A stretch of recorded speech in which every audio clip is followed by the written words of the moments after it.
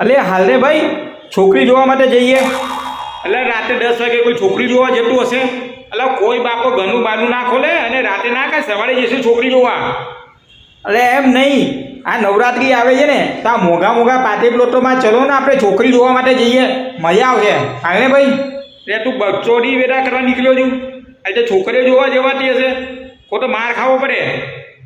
એટલે ના માર પડે, સમજવાની કોશિશ તો કર. શું સમજતો નથી?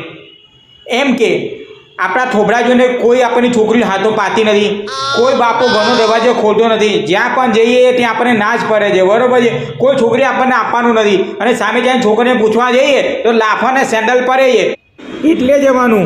એટલે છોકરી જોવા જઈએ ને અને કોઈને ખબર પડે ને તો મારી મારીને ભૂકા કાઢી નાખે. ત્યાં આટલા બાઉન્સરો કેટલા બધા હોય આપણે ગાભા કાઢી નાખે.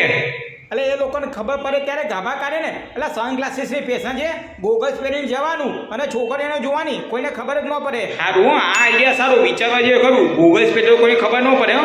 અને સારું કોઈ આપણે પકડે ને તો ગોગલ્સ કરો તો આંખમાં ફેરવી નાખવાની, કોઈ ખબર ન પડે.